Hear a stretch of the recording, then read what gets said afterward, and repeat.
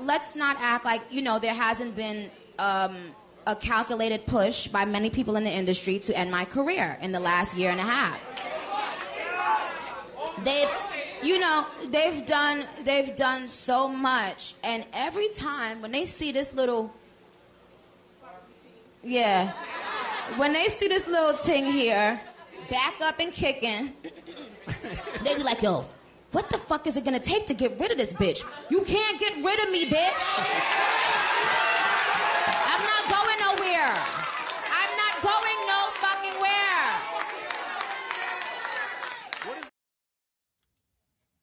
Hey y'all, whoever is in here, thank you so much for coming through. Please type a 1 in the chat if you can hear me. Welcome back to the channel. I hope everybody is doing well. Hey Ibiomi. It is Saturday, September 21st at 9:17 p.m. East Coast time. So I'm saying that to orient ourselves real quick. Okay, people are coming in. Because we have a lot to talk about tonight. This is really just going to be sort of like a catch-up stream where I'm not necessarily going to get into like female rap and stuff like that. I mean, obviously we're going to talk about it, but we have so much more to talk about because clearly, you know, as y'all can tell, child, the industry has been turned all the way upside down, and we have been clocking it and stuff like that, especially if you follow me on Station Head. We've been talking there, but I wanted to come on YouTube to get the rest of you guys caught up, okay? So I can't wait to see what all of you have to say about what we talk about tonight, what's on the agenda. So of course we're definitely gonna check in on Nicki Minaj. We're gonna get into the Super Bowl conversation and just like the bigger picture, which is like Young Money, the artists on Young Money and Roc Nation being at war, a lot of industry politics, and maybe even a little bit of Diddy stuff. I'll probably, you know, kind of like start off with that. I know like a lot of people are tired of talking about that, but and I, of course, like many, I wanted to do a little video or whatever, but child, we here now, you know, so feel free to let me know what you guys think about stuff, and please like the video. Of course, make sure that you guys are subscribed to the channel. And yeah, as always, bear with me. It's gonna be a rocky ride, but I also don't want to keep you guys here too long. So let's get started by going on Twitter, and we're going to look at, right, because in a couple of hours from now, Nicki Minaj will be performing in Los Angeles tonight. Okay, so it is night 1 of Gag City, Los Angeles. And then tomorrow will be night 2. So shout out to all of the LA Barbs, shout out to all of the West Coast Barbs, and shout out to Nicki Minaj for having the most successful female rap tour ever. And so if you have been on the Gag City Reloaded tour, which is leg 2 of the Gag City Pink Friday 2 World Tour, I really look forward to seeing y'all feedback and your experiences in the comments as well. Okay, so yeah, but we got some more to go. So yeah. All right.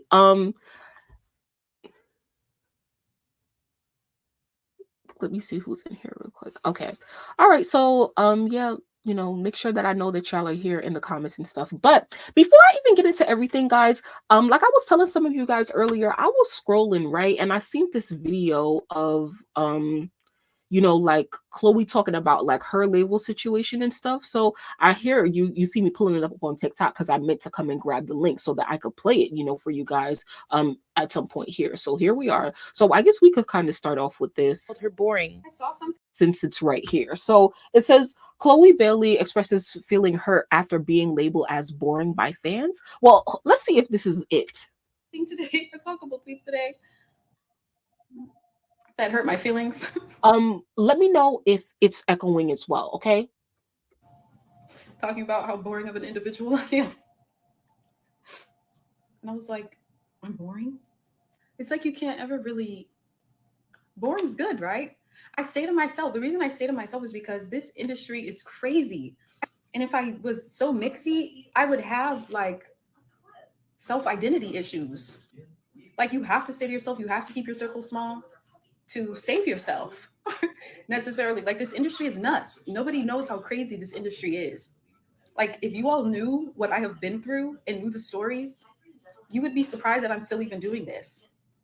Okay, so this is not exactly what she was saying on the video I saw earlier, and that's fine. We'll look it up. But you know, it's so interesting how she's saying this stuff about like the industry. And Chloe actually is one of the young artists who is, you know, sort of transparent when it comes to her struggles in the industry and stuff. Obviously, she's not so super forward about it, but she does let you know, like if she has questions, which is what she's addressing and stuff. And earlier I was saying, like, you know, the big artists do that, but you know, I don't need the smaller artists to do it too much, but I also don't like deny it or whatever, because they have to adhere to so much more politics in the industry, right, which is really taking over the industry. But nonetheless, you know, I love when, you know, artists, you know, pull you behind the scenes and let you know what's really going on. So let's finish this video, and then I'm gonna go get the one, if she doesn't address what I wanted her to address here, I'm gonna go get the one that I saw earlier. So I have to be boring for my mental health. And not that I have to please everybody or stuff like that, but come on. That like made me go like, what? Like I can never do enough. Like I do a bunch of press, I do this, and it's like I'm boring because I keep certain things hidden and private. Yeah, boring is good. These folks are crazy. I don't do drugs. I don't do anything like that. Like I'd much rather be boring. Am I wrong? Okay, she's annoying me because like this conversation is boring. Is this like, I guess this is recent, like which is like in light of all of the things that's being exposed right now. So for being slighted, for feeling slighted by that, I was like, yeah, I'm boring, but it's not a bad thing. I just stayed with myself, my family. That's how I have a good head on my shoulders. Like y'all have no idea.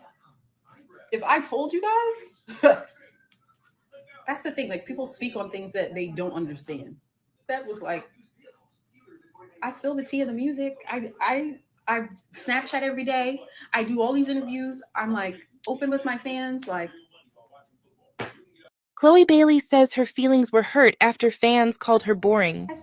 Okay, so she didn't say what I wanted her to say in this video, but and I also don't see it on Twitter, which was where I came across it earlier. But basically she was just talking about label issues on probably this same TikTok live or whatever. And she was saying how like, oh, I think her fans, because y'all know Chloe put out an album a couple weeks ago. You know, we talked about it and stuff like that. But like, it seemed like her fans want her to do not interviews. What's it called? Performances. And so she was saying how like, you know, performances cost money and stuff like that, and you have to get budgets approved. So clearly her budgets aren't approved, which is why she's not performing. Which is why she's really not doing much. Which is so like weird because like, you know, Chloe literally like released her album and then like kind of went silent, kind of like Normani did. But hey, that's neither near or there. But near or there. That's not how you speak English. But yeah, so I guess that's really all I wanted to say about that.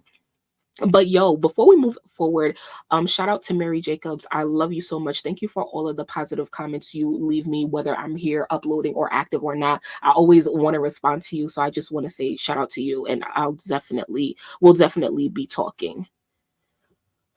Abiomi says, I like Chloe and her album was good, but she's kind of boring. Yeah, she's a little boring, but if that keeps her safe, this is the thing, you know, and we've always talked about this with Chloe, she has to play the middle. And I heard somebody else, I think I was watching like Melanated Crowns or something, and I think she was saying how like Sally is very like, you know, she's really that sultry sexy, which is what I kind of expected and would want from Chloe. But it's like, I don't know. Now she better go to heavy on it. I'm dead, not gonna lie. I don't even listen to her. Me either. Okay. Are they trying to stifle her because baby girl is a performer? Facts, you know. And it's like, so anyway, what did you guys think of like the VMAs? Like it's been a while since then. Of course, we're not going to get into the weeds of the show because there's really nothing to talk about, as we talked about before you know, like the show actually even aired. Don, he says, I listened to her. Summer says, my top is Janae Aiko, love her to death, but yeah, I listen to her sister more. You listen to Halle more? I don't think she's not allowed to do more. Yeah, clearly there are some restrictions, right? Like with the sort of resources and the support that she has right now currently with her label. Okay, so let me try to pull up some stuff because I really, I don't want to waste y'all time for real. So, I'm probably just gonna like do like a lot of talking, okay? Maybe like a lot of rambling. So please follow along and like tell me how you feel about everything. And so and I'm gonna start off with this. I actually meant to start off with this because I wanted to see, like, this says DJ Academic says Nicki Minaj has been dissing Drake with her co-signing The Weeknd. So maybe that'll help us transition into like the main topic. Okay, so let's see what this idiot man had to say. I think Nicki knows this. I think Nicki tweets this out. I thought while getting Drake's back low-key, Nicki sent a diss at Drake twice recently. I'm gonna explain. Yeah. I think Nicki knows Drake and Abel or The Weeknd ain't really cool right now. But you know what she does? She sends this tweet out complimenting The Weeknd. What does that mirror? Why she was mad at Drake when Drake did a song with Lotto. Oh, you can't say nothing with me. Hey, you did a song with Lotto. Remember she called him ugly. She said the two ugly boys. She was talking about Party Next Door and Drake for giving Lotto a look. You get what I'm saying? Yo, that's my op. You giving her a look? Yo, you crazy? Yo, what the fuck? I bet. Oh, this your op? All right. I'm giving him a look. Right? The second reason why, the second thing, I think she was sending another shot to Drake. Check this out. And I gotta scroll back a little bit. When she started calling out Jay-Z on the speculation highway right now. No, I'm serious. When she was calling out Jay-Z, right? Because everybody was like, oh, Jay's trying to block Wayne. Why did Jay pick Kendrick? Oh, Jay's trying to get at Drake. She defended Kendrick, but she said, and chat, tell me if I'm reading this wrong. She's kind of like left a little bar in there that made it seem like she was getting at Drake because of Drake before never holding her down. Hold on, let me see. Check. I'm gonna give me a second. All right, watch. Right here. Watch. Here we go. Hold on. No, not this one. Give me 1 second. It's right here. That's Boosie. I think this is it. No, where is it? It's right here. Hold on. Okay, hold on. No. I think it got deleted. Oh, it did get deleted. Instagram deleted from my page because I didn't blur out the N-word. She said, yeah. All right. Is that the one, the statement that she leaned in with the hard ER? Yeah. He eats Lil Wayne Super Bowl. Oh, give me a second. I'm gonna find the whole shit. Where she was getting at Desiree Perez. No, yeah, there's one getting at Desiree Perez too. But hold on, let me see. It's coming up, chat. She said something about loyalty, and I thought that was going at Drake more than it was going at anything. Oh, here it is. Denying a young black man what he rightfully put into this game for no other reason but your ego, your hatred for Birdman. Drake, Nicki, and Wayne. Drake and Nicki. No, Birdman. Drake and Nicki got you punishing Wayne. Lil Wayne, the GOAT. Nola was good. Eminem stood firm on having 50 Cent come out. A white man. Shit sad. That's the important part, right? Then it says house N-word things, but good for them. No loyalty? Welp, them niggas will keep sunning you.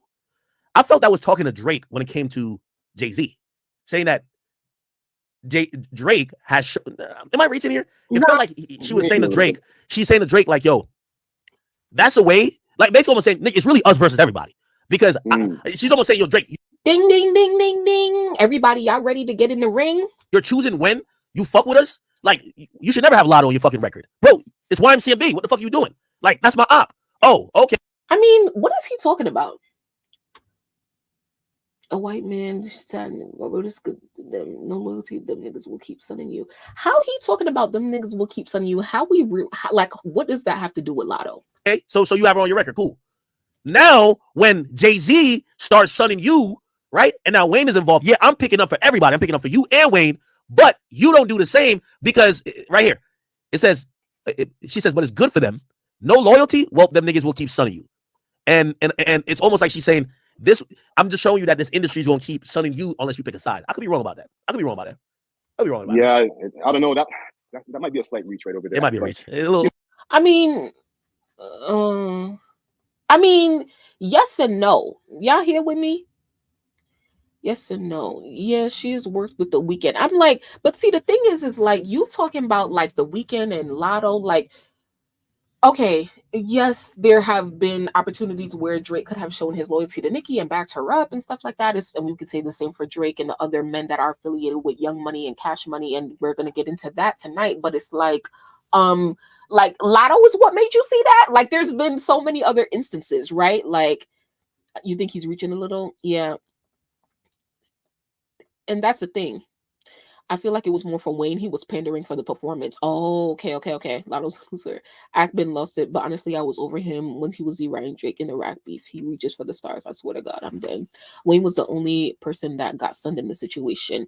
That's true, because like I think at this point we can verify that like Drake has been offered the Super Bowl like a lot, like several times, you know, and he has turned that down. So it's not like him not doing the Super Bowl or not being offered the Super Bowl. Like Drake really can't be sunned in a lot of ways. And if you're listening to this right now, like let me know in what ways you think that Drake could be sunned on, you know, in even in reference to Jay-Z, because it's like Drake is like, Jay-Z's a billionaire, Drake is a billionaire allegedly, but Drake is like, could be like, I think that Drake is the first rapper to have reached billionaire status with only music. Every other billionaire like Jay-Z, he's a billionaire, but it's not from music, it's from all of his other ventures, you know. And so it's like, you know, Drake on his business stuff or whatever, he could, you know, go harder or whatever, you know, like I guess on Jay-Z's level. But anyway, who cares? That's not even the point. Moving on. The real point is, the real tea is that Young Money is not united, and Young Money has never been united. And I was thinking about a video idea on this, and I don't know if y'all ready for that conversation. So last time, where I recently uploaded a video, let me say a quick story. Nope, that's not it.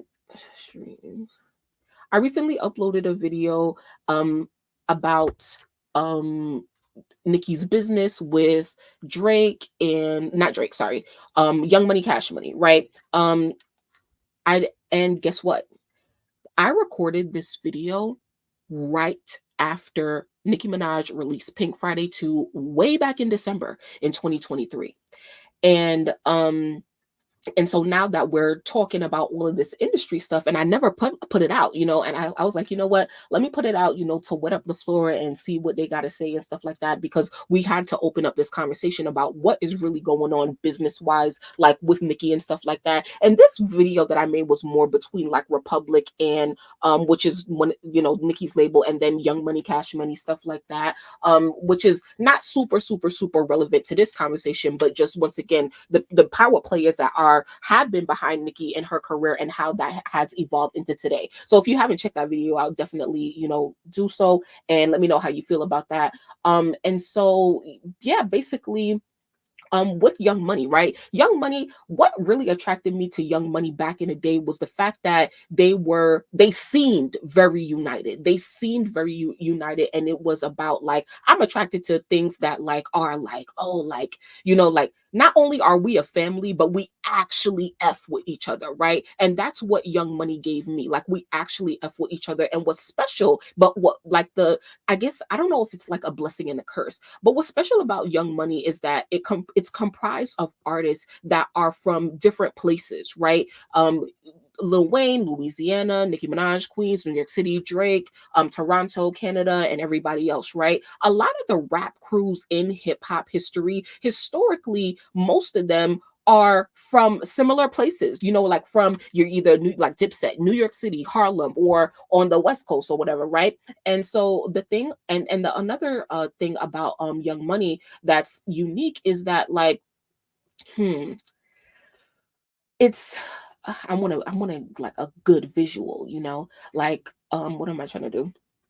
The other thing about Young Money is that like they are the big three, right? And usually, like this is like the real tea. And let me know, hip hop history nerds, let me the F know, okay, if I'm right or wrong on this one. But usually in like the top rappers, right? Top rappers are not usually affiliated with each other business wise, like success wise, you know, because like Young Money is kind of like the first sort of like rap crew where it's like they are dead the big three. And for all of y'all, you know, like even the male hip-hop heads in here and stuff like that, those are y'all who pay attention to the dudes, right?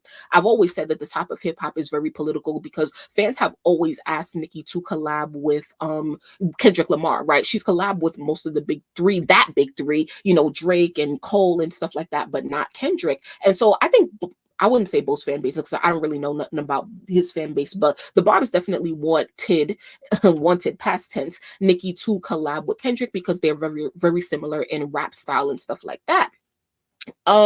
But obviously I've always maintained that, like, it seems like it's not a priority because it's like, do they even know each other for real? But like, it doesn't even matter because I don't know. I feel like the lines are so drawn in the sand. And the thing about Young Money is because, like, oh, the point that like they are the top rappers, like from all the same label, right? It's kind of like we're each other's competition. And the great thing about Wayne is that he always gets respect for is because you know, he was able to discover younger artists that surpassed his success, right?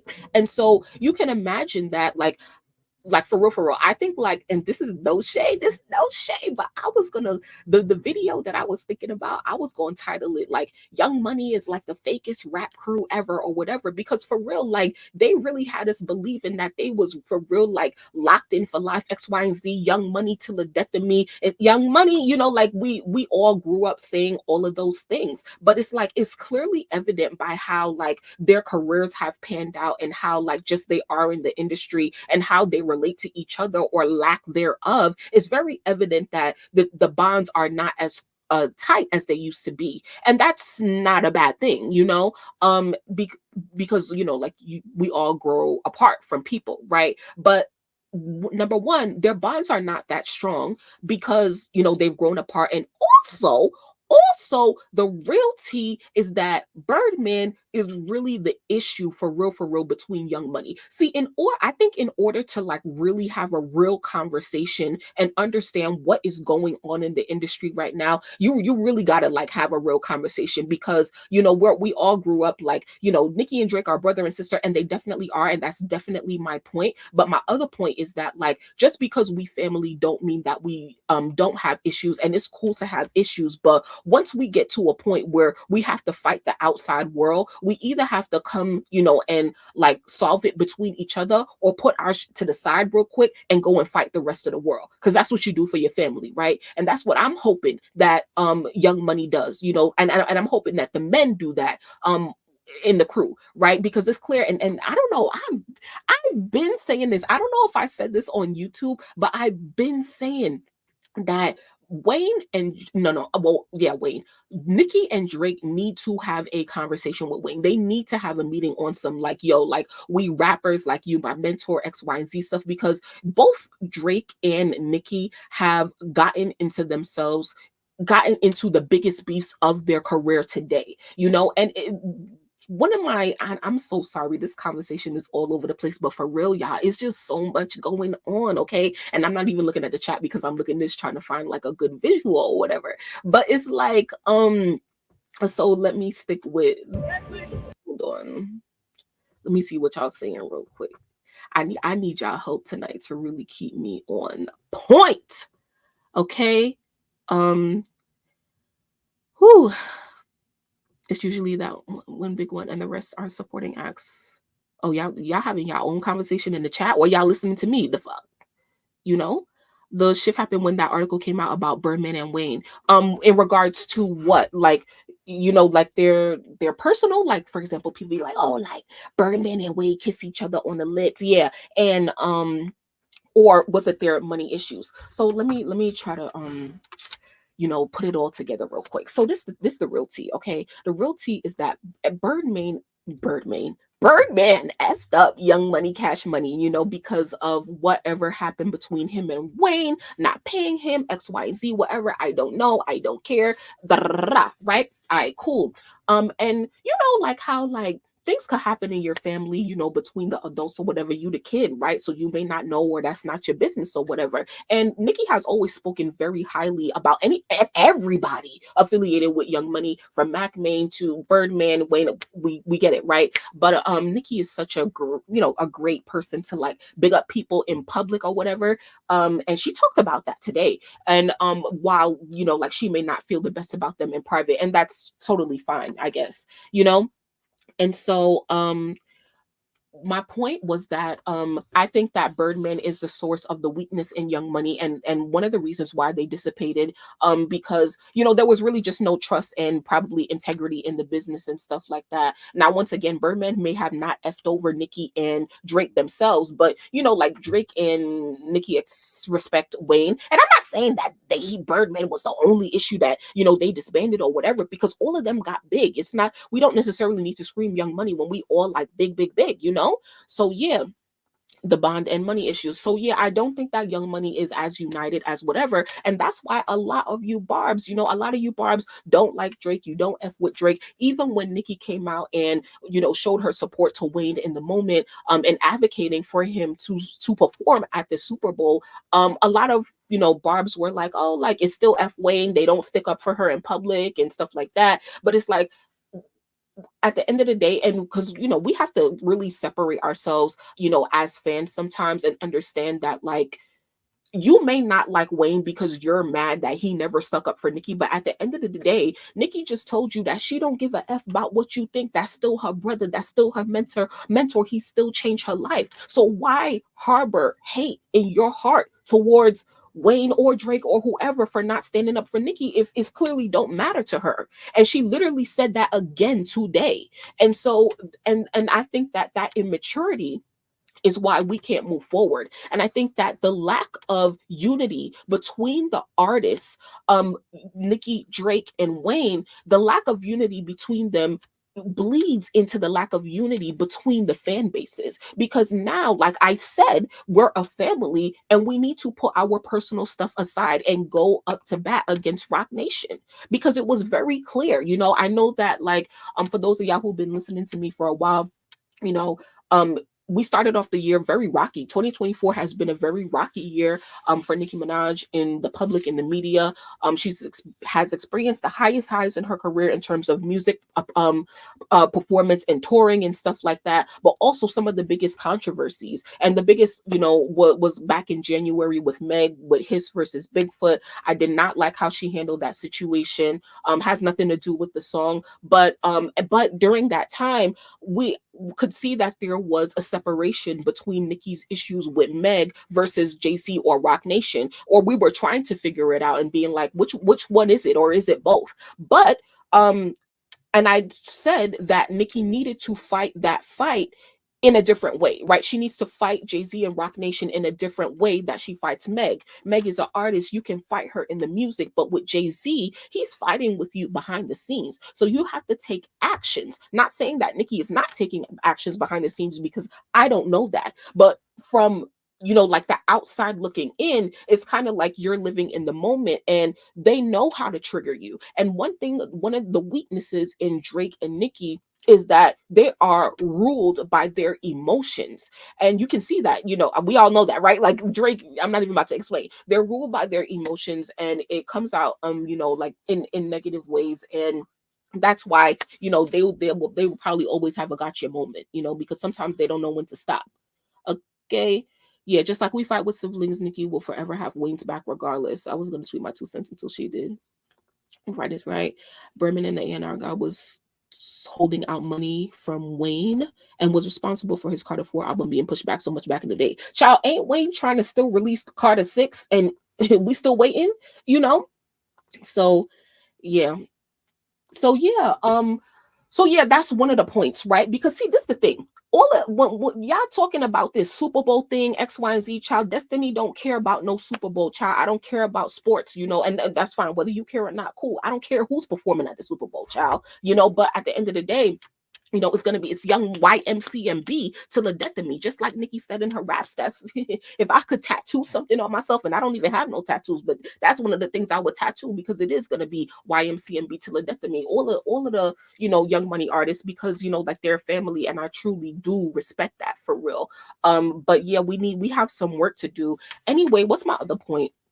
I had some really good points. So yeah, I'm not doing no surface level analysis on like, oh, Nicki, Wayne should perform at the Super Bowl, Kendrick should perform at the Super Bowl. Yeah, like that, everything that happened with that it was definitely a turning point for me personally, because it was a very clear, you know, sort of slight at the Young Money artists and stuff like that. And just like, I've always been saying for the past year that the top of hip hop right now is truly political, which is why I never expected a Nicki and Kendrick collab, right? And you can definitely dead those dreams right now, which is so funny because, like, and this is the other thing about Young Money, and I don't know if they made an agreement with each other, right? I don't know if they've agreed to like just do whatever they want in terms of business, because they all work with each other's ops. Nicki has a great relationship with Thug. They've collaborated several times. Nicki bigs up Future, who's currently at odds with Drake. Drake works with Lotto, who's Nicki's op. Drake brings out Cardi, which is Nicki's op.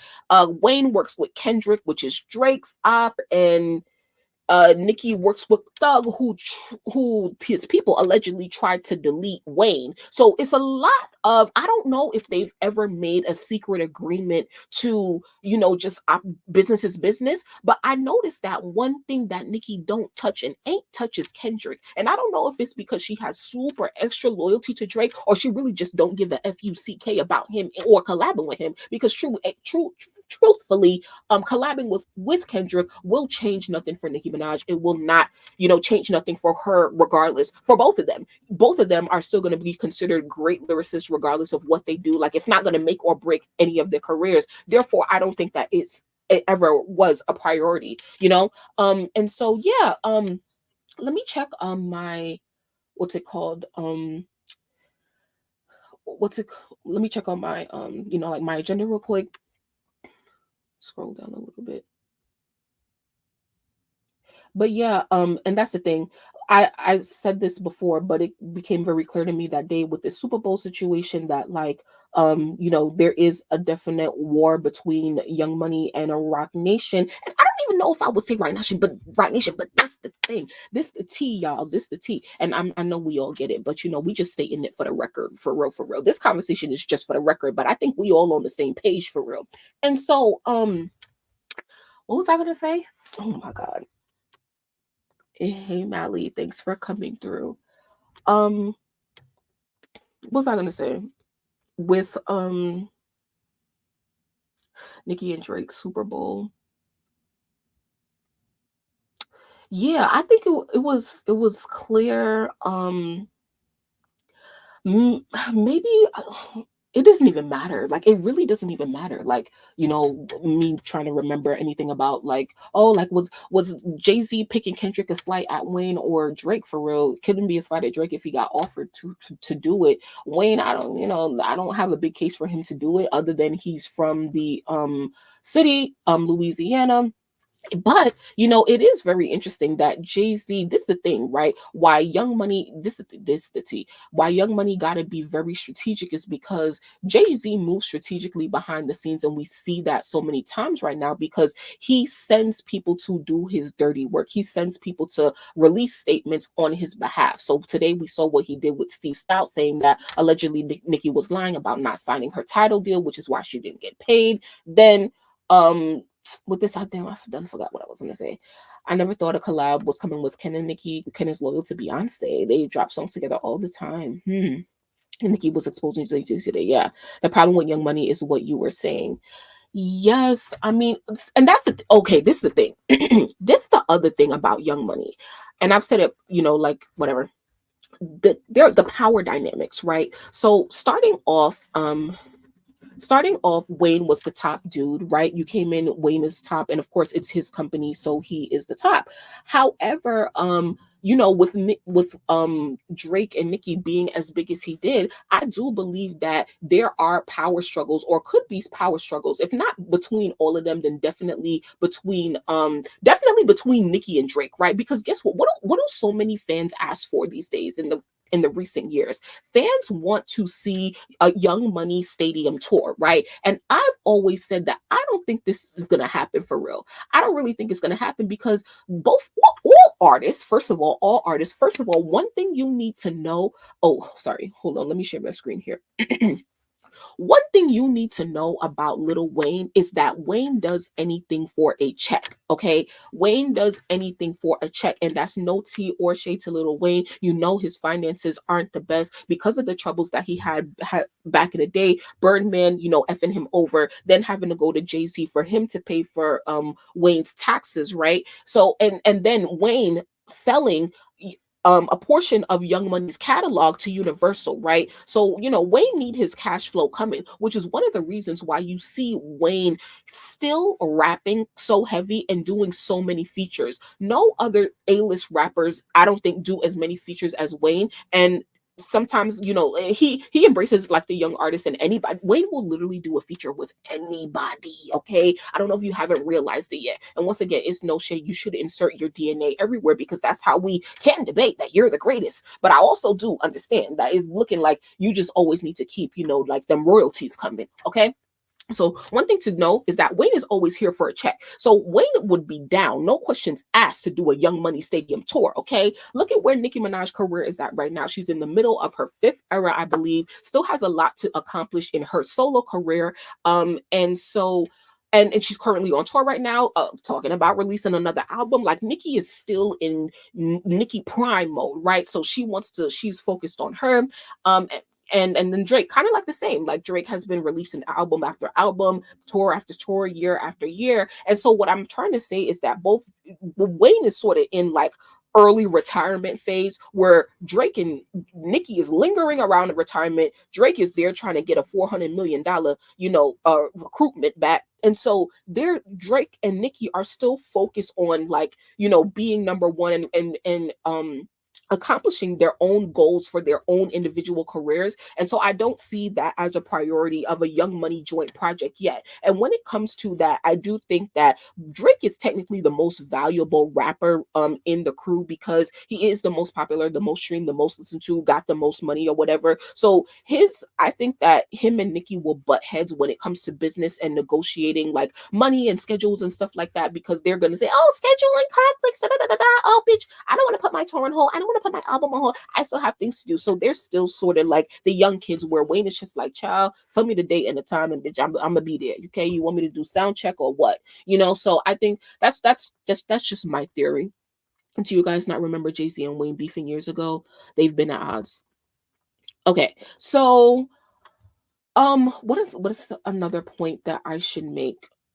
And so one of the things that I really, really, really want all fans to keep in mind is that, like, we are stronger together, and we all need to be united. Drake fans, Nicki fans, Wayne fans, and if you are a fan of female rap and you tend to be in the guy spaces and stuff like that, I hope that you guys are having conversations and contributing to the conversations that a lot of the male rap fans are having about Drake right now. They feel like everybody is coming for Drake in the industry. Now some of them are starting to open their eyes and understand what happened to Nicki during her hate train. But it's up to us. We need to go to Drake fans and wake it up and be like, yo, do y'all see what they doing to Drake? Y'all remember what they did to Nicki 10 years ago, X, Y, and Z? This is why y'all should have believed her. This is why y'all should have X, Y, and Z. This is why we need to be united together, okay? We need to be united as fan bases in order to support the artists in whatever, like they choose to do. And they'll have their support regardless, but I'm just talking like, like the climate sometimes on social media, it just be so like separate when,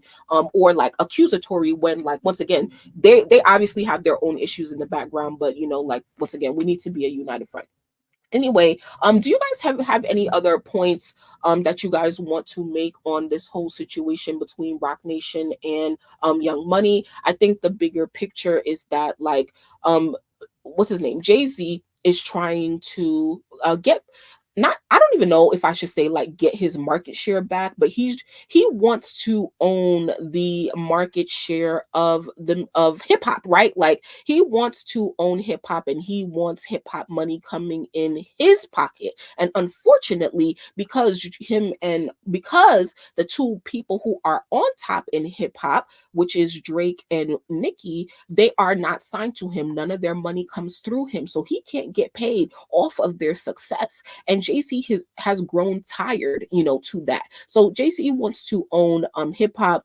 I don't know if he has any business for real with Kendrick Lamar officially, but yeah, like it's very clear like what the industry is doing and trying to make at least construct a career for Megan the Stallion and make her seem like bigger than she is.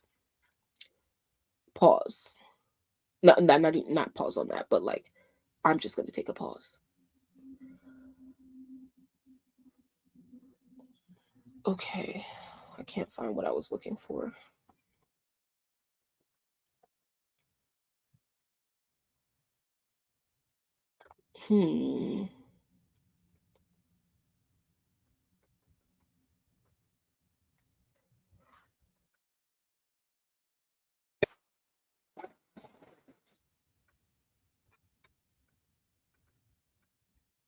Okay, let me see what you guys have to say.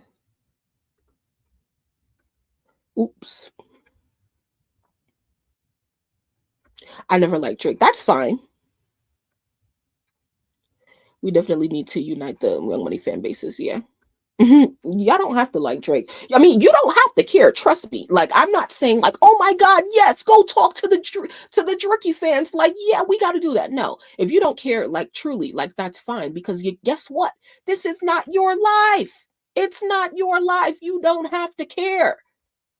But that's for the people who have so much to say on social media, like people like me who give my opinion and stuff like that. Only the idiot, them slow fans, like slow barbs or whatever, who can't think straight, because it's like y'all claim to really want what's best for y'all artist, Nicki Minaj. And if you really wanted what's best for her, you would not be encouraging her to, betray her artist, her friends or whatever, X, Y, and Z because you don't like Drake. If you really cared about Nicki, you would say that Young Money has to work together because they know that, which is why, like, I think that Nicki tweeting about the Super Bowl, and then you saw what happened after that. Birdman started tweeting. And I think that, like, a lot of people are calling it out too. We started off the conversation with academics saying how Nicki was allegedly calling Drake out. Like, Nicki will defend, but she gonna get her licks in. And it's not even to get her licks in, but it's to teach you a lesson.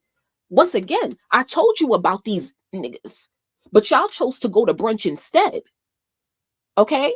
So you're my family, but you're going to have to take a lashing because I told you and you should have stuck with me.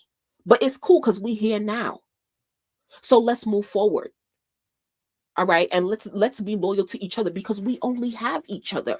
They're going through the same thing. And see, the thing is what people haven't learned, and this is the thing, what people haven't learned is that all this time, ever since 2018, 2018, it was Atlantic plotting on Nicki. Now it's Roc Nation plotting on Nicki. So you see, what you thought that Jay-Z was over there doing? He sat back, watched what Atlantic did with Cardi, watch how they failed, and said, you know what? I'm gonna do the same thing, but I'm gonna do it better. You know why? Because I'm gonna get a girl who could actually rap. Okay? That's the only difference right now between Cardi and Meg, is that Meg can actually rap. Music still trash though. Okay? But now you can design her to get all of these awards and all these accomplishments because it looks like she can actually do it because she can rap, right? So what you think the next label is doing? What you think the next label is doing? They sitting back and watching what's happening now, and they're gonna come in the next 3 years. They're gonna come for Nicki again, but this time it's gonna be a new label. See, if you was really paying attention to the pattern, you wouldn't say, oh, F Drake. No, you would say, yo, Nicki, you was fighting Atlantic on your own. Drake, now you fighting Kendrick and all of this on your own. And y'all see, you're still here. You're still here by the grace of God and your fan base, but they really wanted you gone. Okay? So y'all see, if we really come together, they won't come for us. But if we stay separate, they're going to come, and they're always going to come for the woman first. Because, we get the short end of the stick. Like, women don't deserve success. Women don't deserve to be here. You're a Black woman in the industry. You don't deserve X, Y, and Z. So that's why they came for Nicki first, right? But Jay-Z want back his market share. He want to own hip hop. And in order to do that, I need to take down the big two, male and female. Male, Drake, you gotta go. Nicki, female, you gotta go. Kendrick, you got it. I don't know what their business deal is, but I'm sure Jay-Z gonna come up with something. And for Meg, y'all already know how that go. Okay? So that's what's happening. Why do y'all think Birdman tweeted 9/13/2024 and then at Nicki, Wayne, and Drake? I thought they had an announcement for an album. Girl, bye. Girl, bye. Absolutely bye. I don't even know what to say. I wonder if people are going to use Jay-Z against Beyonce when he gets exposed like they use Nicki husband against her child.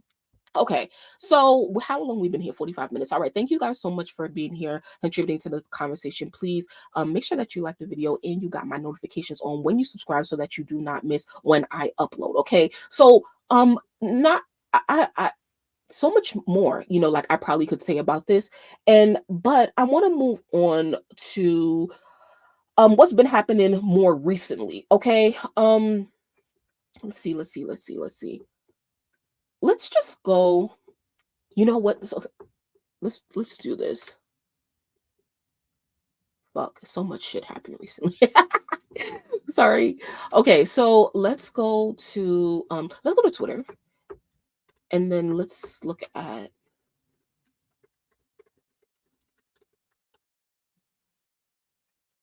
All right, so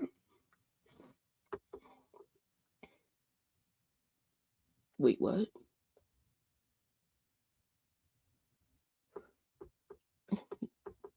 Do y'all know who Steve Stout is? Oh my God, I'm sorry. Media. What the hell? Sorry.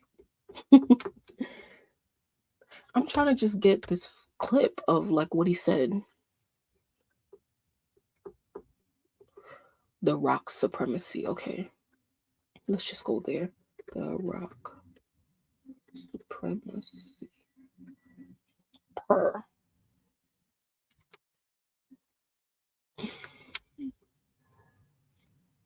Girl. Ooh, look at this tweet. Both Wayne and Nicki were part of the initial artist ownership with Tidal with a 3% stake. That means 3% is now worth $9 million.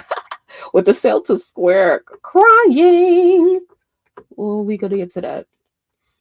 Okay, so Steve Stout, if you guys don't know who Steve Stout is, Steve Stout is a music business executive. He owns a company called United Masters. United Masters is an independent distribution company for independent artists where you go there, pay a fee, and you get to upload your music to all platforms, okay? That's how independent people do their stuff, okay? That he's one of the companies, right? So you're a dreamer, LOL.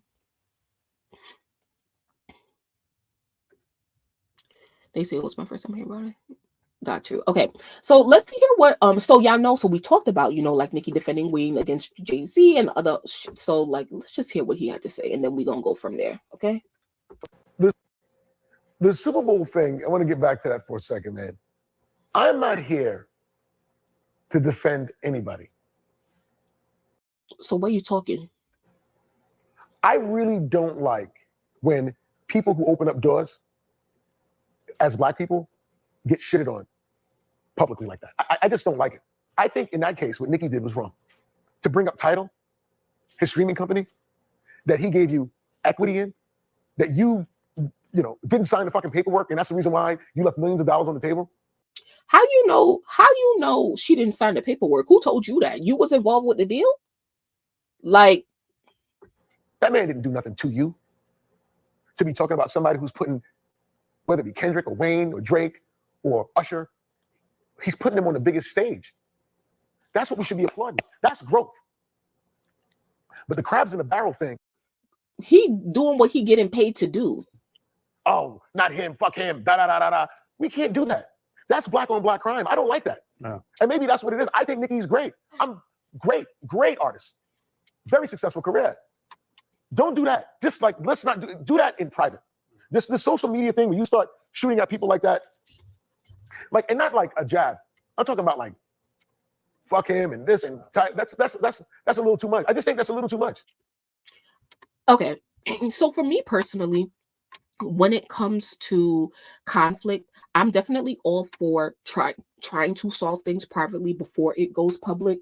And I guess I would hope that Nicki tried the same thing as well. But it's also kind of hard to do that with somebody who, like, Nicki would probably feel like, why should I talk to him if I feel like he really been plotting against me? Okay. You know, like she probably feel like you've been moving funny, right? Like there's really nothing to talk about for real, you know?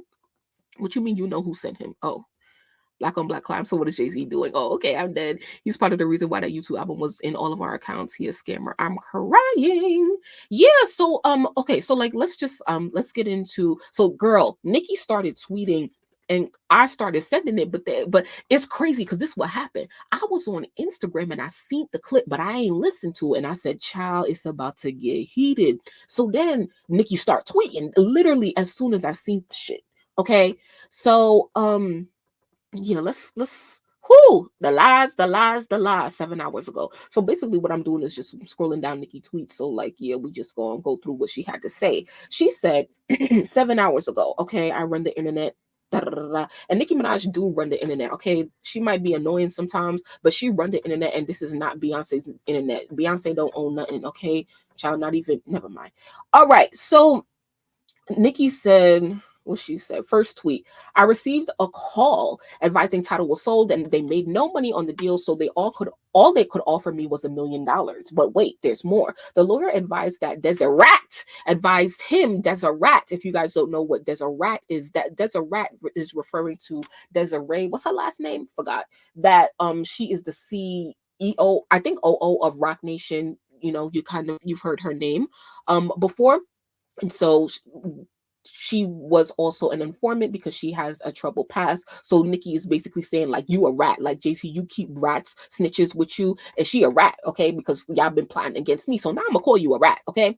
And we don't F with rats, right? Okay, cool. So the lawyer advised that Desiree advised him that I had to sign the agreement in 24 hours if I wanted the 1 million or the offer was off the table. Okay, so she says, listen to the end of fractions for what my response was. So go ahead and type it in the chat. What was Nicki's response to this on the end of fractions? Okay.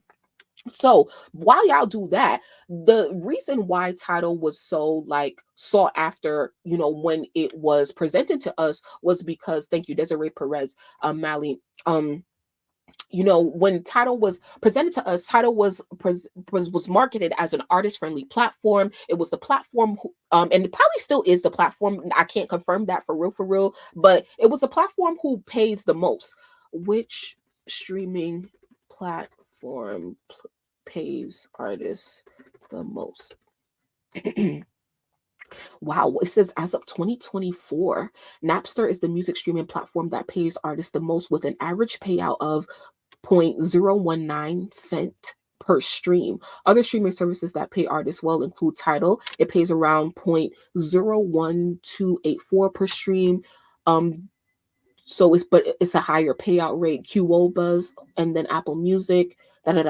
So basically, you can like find this whatever. But the thing about Tidal is that it used to be Tidal. Like, let me just look at this real quick.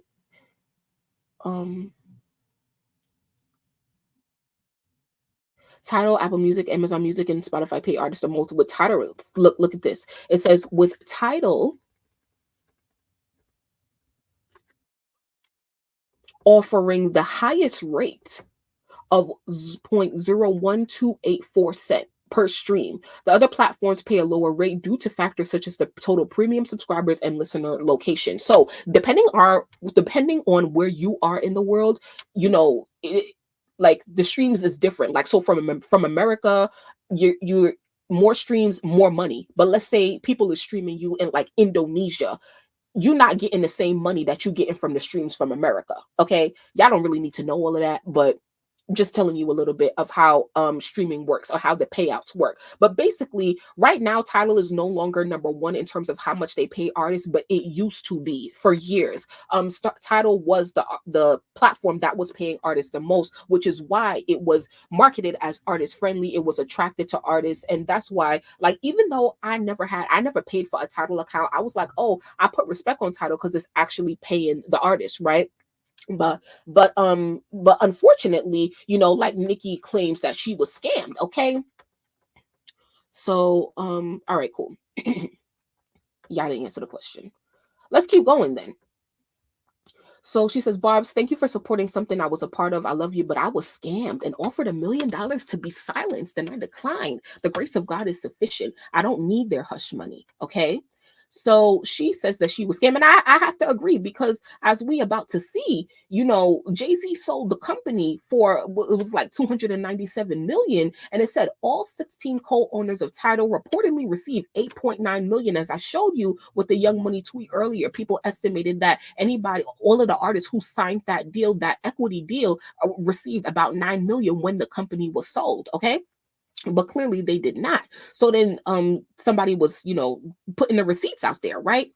Then Nicki said, LOL, word, one of the blogs that they reportedly have tons of control of. Where is my photo there? Why is my photo there? Oh, reportedly, huh? LOL, y'all, I'm really laughing at how people who really aren't smart always believe that they are outsmarting people. No, it's just that we know karma spins. It really spins.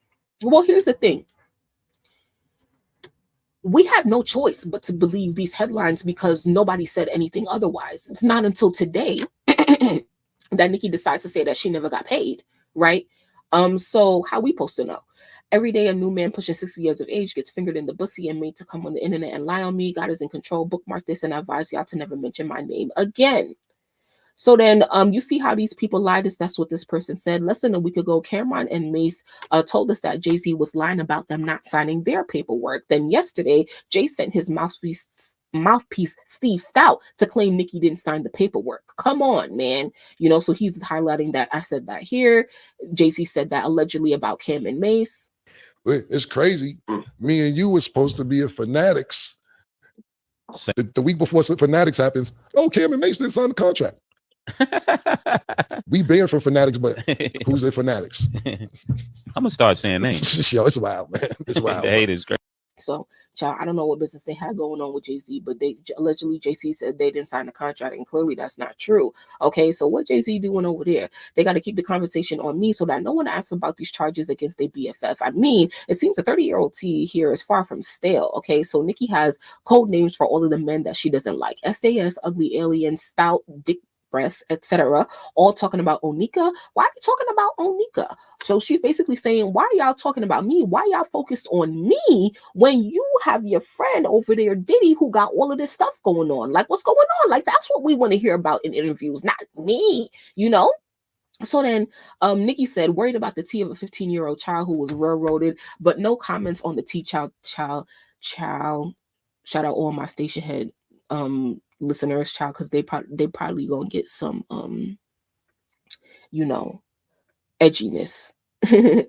So it says, worried about the tea of a 15-year-old child who was railroaded, but no comments on the tea and baby oil that's been going on for decades and as recent as months ago. If 15-year-olds need to be held accountable and told they can't ever move past their past, then what about the 30-year-olds who groomed, sat by and was silent, and etc.? Oh, right. Let's keep the box focused on Onikwa. Short and Stout D don't want to talk about him. Friend them, LMFAO. So basically, she's saying y'all ridiculed, you know, my husband for his legal issues and what he had to go through. But, you know, y'all got all of this going on over here, right? Did we talk? I think we did talk when they had the tape of Zoo, Nicki's husband, giving an interview to detectives the day allegedly that the incident happened between him and the alleged victim or whatever. But yeah, that was one of the times that it became clear to me about like what's really going on, because why did that leak like 30 years later, you know? But yeah, anyway, if any of these 4 cunts I named would like to shoot the fair one with a gangster, I'll run the winner a flight with $10 million. Until then, watch the karma. 20 months. Yeah, okay. So basically she just you know, what's it called? Challenging the 60-year-old men that she feels like, you know, stay talking about her to come and see her man in person, you know, come and see her man in person. And I didn't say this earlier to the people that I was talking to earlier, but now I do understand why Nicki like married Zoo, or one of the reasons why, because a lot of people allege that Nicki married Zoo because she wanted protection. And I was always like, protection from what? A lot of people today express concern about Nicki's safety. I'm not really concerned because, you know, she has an army out there, and like I don't feel like there's no need to be concerned right now because there's eyes on everybody. Everybody's watching everybody. Everybody's getting exposed. So it's just like, and we're seeing the worst of the worst get exposed. So it's just like, worried for what? Like, you know, like, who cares? You know, like at this point, child, spill it all, you know? So, let's see. I'm just trying to see anything.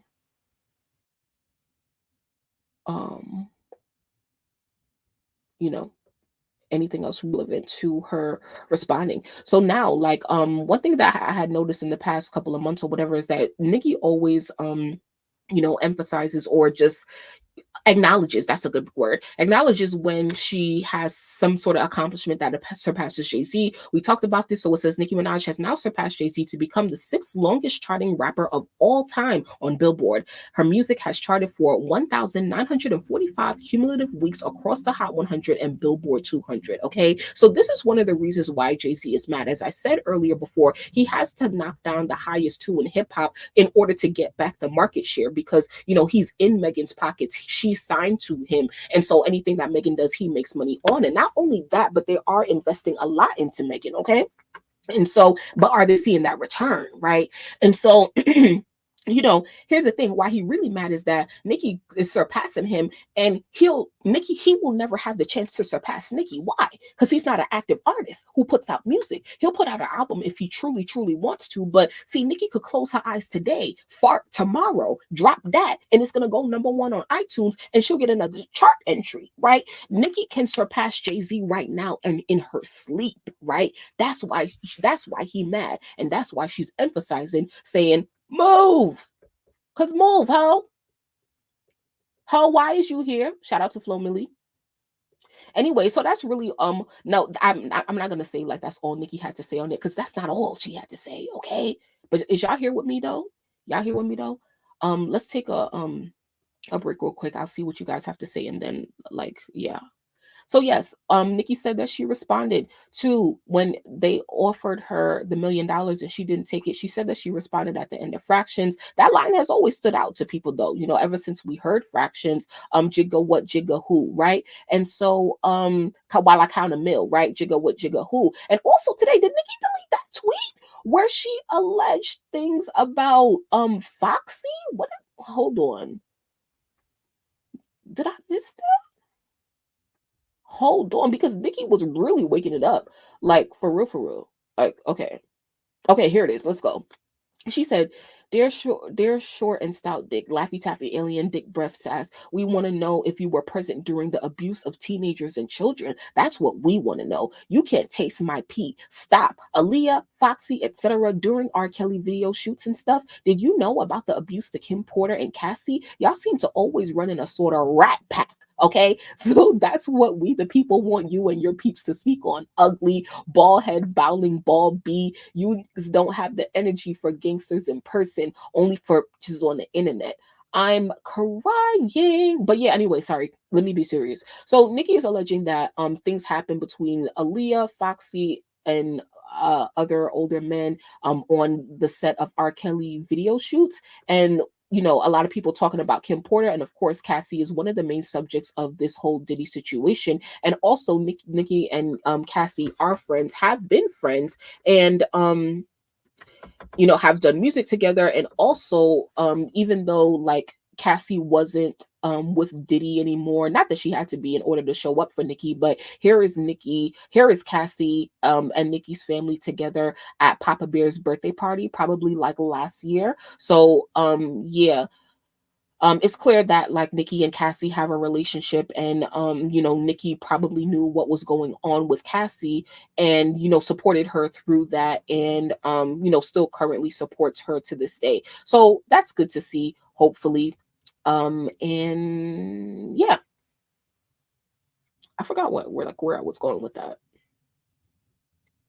Facts, get out the way. I remember the Aaliyah Foxy tweet. Yeah, when she called Desiree, no, I like almost busted out laughing. Nicki, like, she really, you know, like really took it there today, you know. So here, a lot of people was bringing up these lyrics talking about how Nicki said on Lil Freak, "I'm in your city, I'm signing them take your biddies. I'm plotting on how I can take Cassie away from Diddy. I'm in your city, I'm signing them take your biddies. I'm plotting on how I can take Cassie away from Diddy." So, you know, she was plotting on how she could take Cassie away from Diddy. And, you know, I struggle with this myself as to like, because we knew, I'm sorry, we knew that Nicki and Cassie had a relationship, right? Like, and we saw them in pictures together, like back in those days, like, you know, like Instagram girls or whatever, right? So my thing is like, as somebody like Nicki Minaj, who was like around back in the day, who knows what she know and what she didn't know, I was like, oh, like, well then, you know, like, why didn't she say something or whatever? But you know, like, if your friend is in that sort of situation, like, you can't really do or say anything but really support them for real, and support them when in public, you know, like when the time is right or when they give you the opportunity to. And somebody was saying that how like Cassie probably told Nicki to not say anything, and I could definitely see that being the case. But what I am disappointed that it took so long for Nicki to unfollow Diddy. Because she's been following him all up and through the allegations, and I was just like, girl, like, you know, like, we know that that Diddy managed Nicki's career at a point in time for a short time during her career and stuff like that. And I don't know like why they stopped working together or whatever. But anyway, I was thinking like, oh, you know, if she unfollowed him before all of this, it definitely would have brought attention to it. And that's probably what she didn't want. And I think it was better for her to unfollow like after he has been detained or whatever. So yeah, doesn't really matter. I mean, yeah, I mean, I kind of do, but it doesn't at the same time. Almost everyone hung around Diddy. Well, I wouldn't say hang around Diddy. They were working together, but yeah. Okay. I'm crying. What does the tweet say? Does Nicki Minaj realize she just openly admitted two things? One, that she knows her husband is guilty of his crimes, and two, that she knew about what was going on with Diddy parties for over a decade and said nothing about it. She says her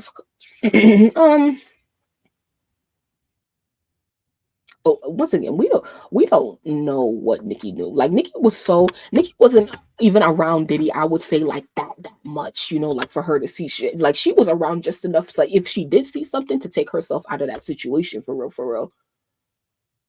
Which she did, you know, which is the most important thing, you know. Anyway, so let me see. Okay, so let's come over here. Here, this looks crazy, but these are my notes, okay? And then we can probably wrap up after this. So these are my notes because after all of this today, Nicki did on Twitter, she went on Station Head and had a couple words, right? Hold on, let me before I like go through those notes, because that'll take some time, not a lot of time, but like it'll take some time. So before I do that, let's see. So wait. Oh, let me read more of you guys' comments. So it says they said Usher was sitting around dinner with, yep, Diddler was putting hands on them, yep. Also, everybody thinks Nicki watched Jay-Z on the Monsterverse. He probably tired about that too. I'm so glad Nicki's exposing them. I asked y'all to go watch R. Kelly and Jay-Z's video Fiesta. Look how young all those girls are. They were all underage.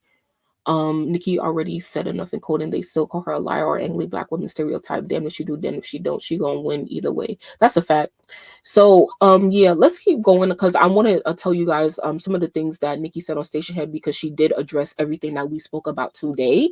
If you did not hear it yet. So man, I meant to go through this before I even came live so that I could know exactly where to go and where to start. So we're gonna translate, okay? We're translate Nicki Minaj's speech. So it says 60 Crew, right? So 60 Crew stands for the 60-year-old men that we talked about today that Nicki feels is talking about her. So she basically says, I have no hate in my heart for any of these people that I call out. When y'all see me on Twitter, God is my witness, if y'all could hear how hard I be laughing and wheezing sometimes, because I am who they could never dare to be, right? So then she says, when you're not a winner, but when you have one and you have Oh, when you have won and you haven't had to compromise your integrity to win, there's a level of ease that comes with it. Therefore, you can be cracking up laughing with your fans talking about, like, she was like Tom, Dick, and Harry, like just anything, you know, like if you please. When you know you are really that person, when your talent leads, when men's balls shake at the mention of your name and they huddle together with baby oil to try to take you down, and it didn't work, right? And so she says basically Nicki is saying that like she made it to the top without compromising her integrity, which is why she can be comfortable like in her truth and joke and laugh and call people out and do whatever, because she feels like she's never really did anything wrong or compromised anything to, or in order to be at the top, which a lot of people obviously cannot relate to, as we have allegations on Diddy and, you know, like also allegations on Jay-Z and all these other powerful men, you know? So then she said, how don't you understand this is a joke to me? Okay, she said basically, of whom shall I be afraid? Like, who should I be afraid of? So please, 60s Club, she's telling them, so please speak on the other things. And even though, so speak on other things like Diddy's. And even though it hurts when people like you spend money to end your career, but I still didn't say anything about anything. And Nicki said, I would never accuse anyone of anything. And I was just like, girl, Nicki, please, because you done already alluded to, like I said, the previous tweet of them doing things with underage girls on music video sets. Like, come on, you know, like, come on, you know, girl. But anyway, you know, try to clean that up real quick. She said, and this, so she goes even further and says, I've never witnessed any of you do any crime. But y'all was talking about some shit that allegedly happened. Oh, but y'all was talking about like everybody else. Y'all was talking about some shit that happened when I was in the 5th grade. 33-year-old T was piping hot. So once again, she's saying like, why y'all so focused on me and my husband when y'all got bigger issues? Clearly, y'all friends is the one who out here doing craziness, right? But y'all stuck on something that happened when he was 15. Nicki says, I love when people think I'm crazy. When a person thinks I'm crazy, it tells me everything you need to know. How slow they are and how adamant in stupidity they will die. She says, the jig is up. Could you imagine how many balls they have to have talking about people got 8 and 9 million? So now she's addressing the Tidal deal, right? Can you imagine how many balls they have to have talking about people got 8 and 9 million when I didn't get nothing? I was offered 1 million to keep quiet while you made 297. How that makes sense? She said, and basically she said if she didn't, I guess, accept the money, she was basically saying like, they said, we ain't gonna give you no awards in the community. She said she had to be I had to be quiet and take notes and not talk. I don't know, like, what exactly that means, so X that out. She says, please, Nicki says, please do not ever misconstrue what I'm saying or who I'm saying it to. Okay, so this is the part like I kind of want to hear back. I didn't get clear on. She says, please do not ever misconstrue what I'm saying and who I'm saying it to. Okay, I'm only speaking on convos I've had. So who's to say who knows about these things? I feel like her speech was jumbled here. There are people and companies that are doing things that others may not know about. Okay, so let's pause right here. Okay, let's pause right here and analyze this real quick, because here is where Nicki allegedly, you know, is talking about Beyonce and basically saying like, girl, my issue is with your husband, not you, you know. Let's keep it cute. Am I too loud? I just be loud for no reason. How much time we got left, child? Okay, it's 1:13. Okay, so however, here's the thing, you know, like with Beyonce in the situation. So here's the thing. Here's the right. We got Young Money, we got Roc Nation on one side, and obviously Roc Nation spearheaded by Jay-Z, Beyonce married to Jay-Z, and earlier this year during the Super Bowl, around that time, a lot of people felt, myself included, that Nicki was shading Beyonce. She was live during the Super Bowl, like when Beyonce announced her country album, seemingly trying to take attention away from that, and you know, had things to say. Now on Press Play, y'all know Nicki said what she said. No, I set the tone like a vocal coach. They say, why can't you be Beyonce? Daddy want no business man, mama want no business owner, right? So, you know, a lot of people when Press Play was released, didn't know how to feel about that line. Was she dissing Beyonce or was she not dissing Beyonce? It's still kind of hard to tell. But for me, knowing what I know now, I don't really feel like it's a compliment. Nicki and Beyonce have always been compared, and Nicki is basically saying like, yo, I wasn't here. My parents wasn't millionaires. I wasn't put on. I came from the mud and did everything. Da da da da da. Beyonce, not so much. Her parents were successful. She's always had support. And even these days, as a 40-something-year-old woman, when she feel like she's wrong, Beyonce cannot defend herself. It's always somebody else, either Jay-Z or her mother, stepping in for her. Nicki doesn't have that same sort of support and cushion to fall back on, right? And so here, you know, I definitely feel like, you know, like Nicki has been weird, giving weird energy towards Beyonce. And it's been hard to understand, especially as a fan, because we always known them to have a great relationship. And honestly, F all of that. Okay, here's the real tea. This is the tea. This is the thing. This is the thing. People felt like, oh, you know, how could you be exempt or whatever if somebody got a problem with your husband or whatever? I don't know. Like, okay.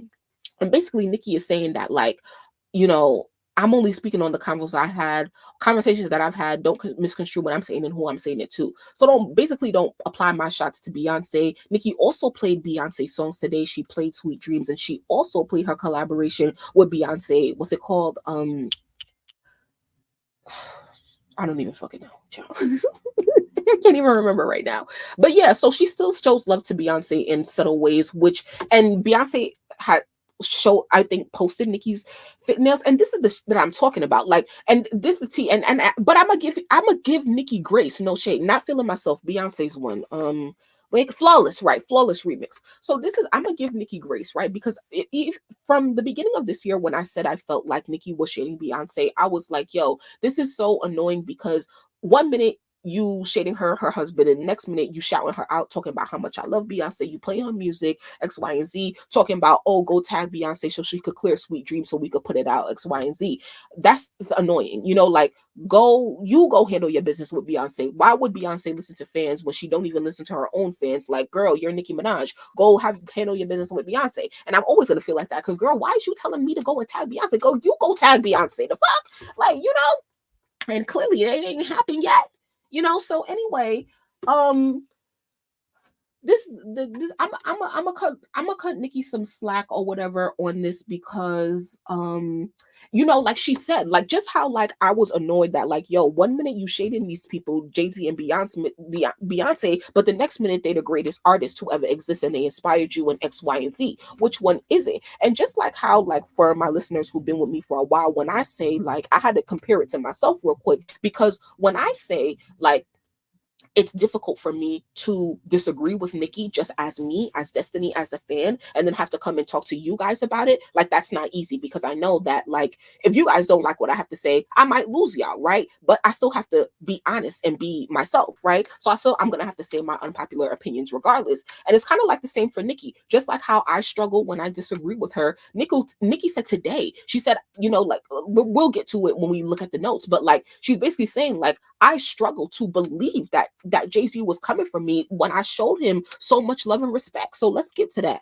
So she says, they told me the company was sold. Okay, so she's still talking about the Tidal deal. She said, they told me the company was sold and nobody made any money. Why is the truth always so difficult? Nicki says. So she says, so I guess Drake was right after all, because Drake notoriously did not take the Tidal deal and signed an exclusive deal with Apple Music right after that. And so she said, I guess Drake was right after all about that company, because I guess he got out in time, but not me. But no, not me, Miss Free Promo. And I would have been silent. And this is the thanks that I get from the people that I've shown nothing but love and respect to. So Nicki is basically saying, so she says, you won't get that covering anymore, sweetheart. Every lie will be denounced immediately. So I'm here for it, for real. I'm here for it, because I'm happy. I think what was so astonishing about Nicki speaking on the Super Bowl for me was the fact that I think that she finally put an ad on Jay-Z. So while she was going through her stuff between her and Meg with Hiss and Bigfoot, a lot of that was and she was giving energy to Roc Nation, and it was like she was always naming Roc Nation and Desiree. But as we all know, Jay-Z spearheads the company. So how you have an issue with a company, but you don't got the issue with the owner of the company? So that was one thing that was confusing, because she never really named Jay-Z for real until, you know, like up until last week, you know, when she said what she had to say about the Super Bowl. And so I respect that, and I respect that she is saying what she has to say about Jay-Z, because allegedly, I mean, not allegedly, everybody want Jay-Z to be exposed next and whatever, and I don't care either way. But if and when he do get exposed, I'm happy that like Nicki didn't have to wait to jump on the bandwagon when everybody was exposing him. Like, sorry, when everybody goes to expose him. I want Nicki to speak for herself or whatever, because, you know, if you wait for you kicking somebody while they down, like everybody say like, oh, like why you can say that before X, Y, and Z, why you gotta wait, da, da, da, da. You know, so it's just like, I'm glad that Nicki is saying whatever she gotta say about Jay-Z, about Roc Nation, because, you know, she's just speaking her truth or whatever. So not too much more. So she says, why is the truth always so difficult? So yeah, I'm glad that she's going to talk about the lies. She says, who loves someone? If I love someone, it doesn't matter what you, she says, if I love someone, it doesn't matter what you tell me about that artist. So in other words, when I'm speaking on experiences with certain people, that doesn't change how I feel about everyone else. Those two things and those other things should not be piled on together. And this is one of the points I have to highlight this, because for my station head crew, we need to talk to DMH, because DMH always made the good point that when Nicki has an issue with someone, or something or whatever, she tends to put the issue under like some like different issues under one umbrella, and so like you're confused as to who her issue really is with, and da da da da da, right? So for example, during like the whole thing with Bigfoot versus Hiss, like I just said, she was naming, she was dissing Meg, right? Meg was dissing her, but she was naming Megan, Roc Nation, and Desiree. So it's confusing. It's like, wait, do you have an issue with Meg, or do you have an issue with Jay-Z, or is it both, or is it combined? How do these two interact? X, Y, and Z. It was still really early, so we weren't really able to tell like what's really going on here. So yeah. So here Nicki says, you know, she finally like makes a distinction, which we have a lot of times as fans, we have to make these distinctions ourselves, right? When she says, it doesn't matter what you tell me about an artist, so she says, when I'm speaking on experiences with certain people, it doesn't change how I feel about everyone else. Those things and other things should not be piled on together. So she's saying that all of these issues that we're seeing like Young Money versus Roc Nation, Super Bowl, Drake versus Kendrick, da, da, da, and not even all of that, because those are really big issues, but like Nicki has her own issues, right? Like she's expressed several issues this year, or even in this short time span of just a couple weeks with this whole like, you know, Wayne, Jay-Z, and Drake debacle. She's expressed several issues, and some of them are connected, but some of them are not connected. And so it's up to us as the fans to try to theorize about which ones are connected and which ones aren't connected. And so yeah, but I'm glad that she made a statement saying like, you know, all of the issues don't always have to be piled on together. Some of these issues are separate, but you know, she can't really break it all the way down for us. So she said these are completely separate things and should be treated as such, because again, I never know what they know and what they don't know. Sometimes people take out their own personal vendettas via public companies, and that's not good. But my genuine love for the people that I have genuine love for is never going to change. So a lot of people feel like she was addressing how she feels about Beyoncé here. And so nothing except for my experience with that person could change how I feel about that person. And I guess, but she gonna see, this is the thing. I can't let Nicki all the way off the hook when it comes to this Beyonce point, because you do be saying your slick stuff. You do be saying slick stuff about Beyonce in your tweets and stuff like that. So if you really don't have an issue with Beyonce, then keep her name all the way out of it. It's either gonna be you gonna go to war with Beyonce too, or you're gonna keep her all the way out of it. Do not insert Beyonce unless she inserts herself or somebody else inserts her, because Nicki, like she clearly got to say about, oh, you know, like she said during you know, during Super Bowl, like, and I'm talking about the Super Bowl this year, earlier this year, like she made statements like how, like, you know, people have had everything handed to them and they didn't have to work as hard. Like, we know Beyonce worked hard, but as I said, she had her comfort, she had her support, she had a lot of things that Nicki didn't have. So their journeys are different. And one thing about Nicki Minaj is that she values integrity and hard work. And y'all see how Beyonce still gets saved and advocated for in the industry, right? Her husband is there to advocate for her, and he has clout, right? He can speak on her behalf in the industry and say, yes, give my wife this award, give my wife this award. Nicki don't got that. Okay, you the best, you got the most awards and y'all still want more. Okay, so you gotta pick a side. Okay, anyway, I'm gonna pause real quick and see what y'all gotta say.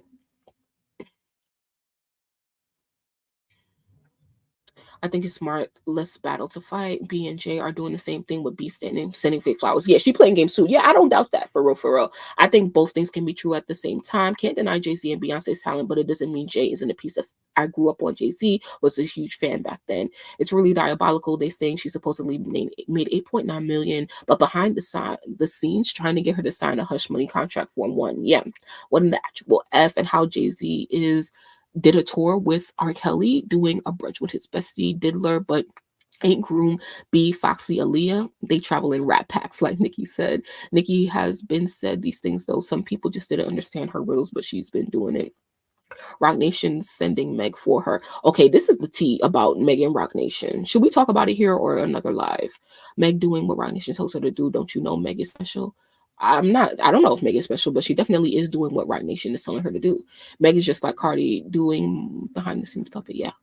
Nicki's issue was Roc Nation, Jay-Z. Megan is just a casualty in her label's war with Nicki. She can't keep her name out when they send Beyonce for a distraction. She got to be sly about it.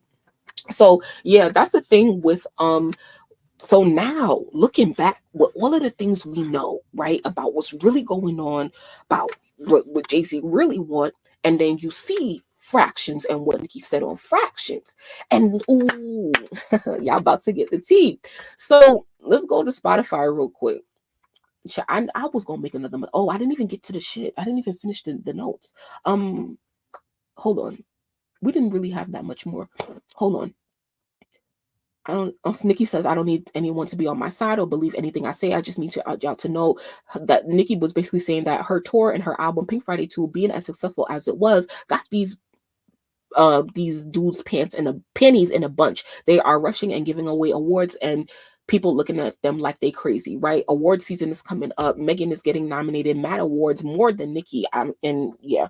Anyway, she says you can't create anything overnight. So now she's addressing, like what you guys are saying in the chat, Jay-Z trying to beef up Meg to try to be on Nicki's level or compete with Nicki or make her have this career bigger than what she has and what is warranted, because it just doesn't add up, right? With the numbers and her consumption, what Megan has, all of the opportunities, doesn't add up with what her music, which should be her number one priority, actually does, because she is an artist, right? So Nicki says you can't create everything overnight. Trying to expedite careers will do the opposite. Always the music, right? We can see that with Ice Spice tried to expedite her career. Now she's flopping, right? Always the music will be the deciding factor in the music business. So Barbs, you don't know this, but Pink Friday 2 selling that much, and our something was such a success that I guess our tour was such a success that I got offered another like 2 in 2 months, and they mad because they couldn't get a bag off of it. So Nicki said they mad because they can't make money off of me. Like I said, Jay-Z want his money. And sometimes people don't see you past a certain level. So now, basically, what she's saying is that Jay-Z probably effed with her or had respect for her, but just like a lot of people, and it came out, right? Didn't it come out this week? Eve did an interview saying that when she put out her debut album or something like that, Jay-Z told her that female rappers usually aren't successful, that she had to go and clean up that statement and X, Y, and Z. Child, I don't even really pay attention to that. But it's so funny because Nicki is saying right here, and sometimes people don't see you past a certain level. As a Black female rapper, they didn't want this, certain people, I guess. But God is always going to have the last say in everything. Praise in the name of Jesus. Everyone else can fall back and watch. Remember what I'm telling y'all is what I was. Oh, she said, remember what I'm telling y'all I was about to do in 2023? Just watch. What she said she was going to do in 2023, y'all. So that was really it. That's really it of what Nicki had to say. That was 2 pages worth of notes worth of her addressing Jay-Z, Steve Stout, and all these other men that she feel like have stuff to say about her. But yeah. So ooh, okay, let's come over here. Okay, so let's go to Spotify actually, because what was I just about to do? Let's go to Beam Me Up Scotty. My wine be too dirty. Not the song. Yo, Beam Me Up Scotty is such an underrated song, bro, and I don't even listen to it like that. So let's go to albums. We're on Nicki's discography on what's it called? Spotify. So we're gonna look at Beam Me Up Scotty, right? So Beam Me Up Scotty was Nicki's 3rd mixtape that got re-released on all streaming platforms back in May 14th, 2021. Yep, I knew the exact date. So this is courtesy of Republic Records. And so y'all know when she re-released the mixtape, she added 3 songs in the beginning: Seeing Green, Fractions, right? And so these songs are very important for, you know, this issue with, let me see this. With Roc Nation, because I just put it together in my head. We're not gonna play it, but I just put it together in my head. We knew that around this time, bitch, let me just go to fucking Genius. Seeing Green, because I need to be able to search lyrics. I need to be able to search. So search the page. So basically, on Seeing Green was the first time that Nicki addressed Megan. Alcoholics, okay?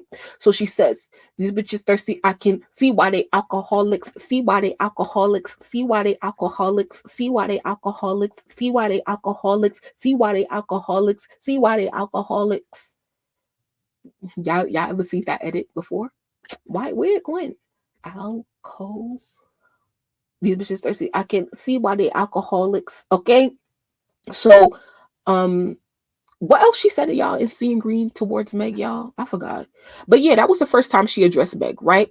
But then this what happened. Right after she addresses Meg on for the first time on Seeing Green in the music, right? Because this is the first time we're getting an inkling that, oh my God, like, is something happening between like Nicki Minaj and Megan Thee Stallion? Like Nicki, blah, blah, blah. So let's go to Fractions, right? And so now on Fractions, she says a lot on Fractions. Fractions is about all of the rap girls being just a fraction of her, right? And she says, you know, corporate giants and machines, right? But then, like she said today, how she ended Fractions with like, what's it called? While I count a mill, jigga what, jigga who, right? Did she say anything else that could be towards Jay-Z and Meg? But this is the first time, like, I feel like I said earlier, right? We talked about this line earlier.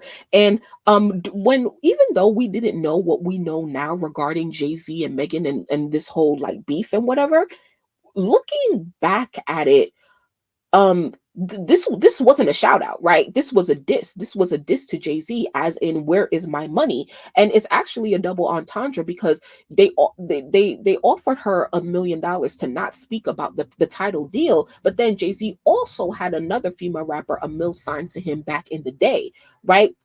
So while I count a mill, jigga what, jigga who, jigga what you did? What you do? You know, so now, right? This the thing. Oh shit, why does Huggies? Okay, we don't have babies over here. Sorry. So this the thing, right? And we're gonna wrap up soon. How is this connected? This is the first, those are the first times that Nicki addresses Megan and Jay-Z. And so one of the theories about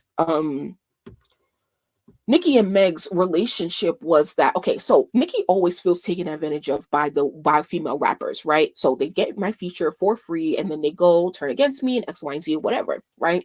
We've seen it time and time again. We know that, let's see, Megan Thee Stallion signs to Roc Nation. Somebody go tell me, when did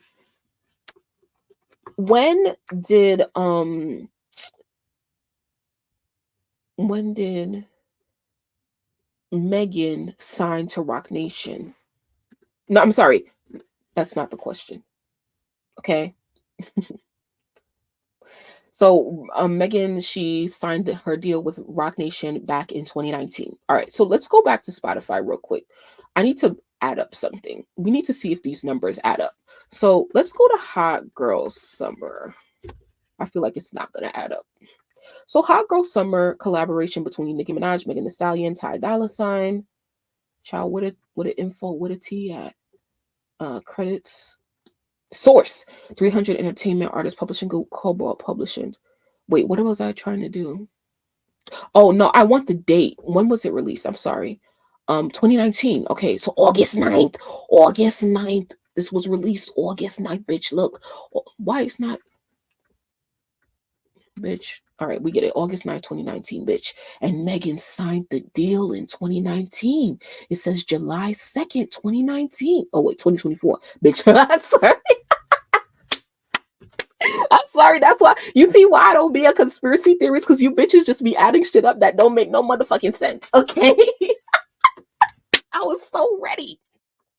So, what's good, Gag? Thank you so much for coming through.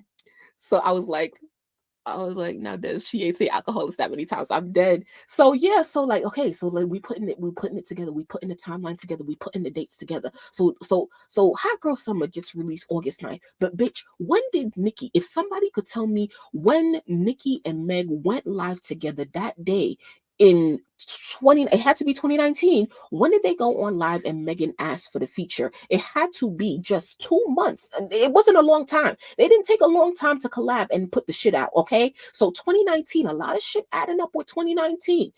Megan signs with Roc Nation. When? Back in 2019. We can't get a date. We can't get a approximate date. For a few years now, and all of these articles were written after that. I would have to dig deep to find it anyway. So anyway, Megan signs with Roc Nation, then she gets the collab with Nicki, right? So this is really why Nicki and Meg fell out, okay? Sorry.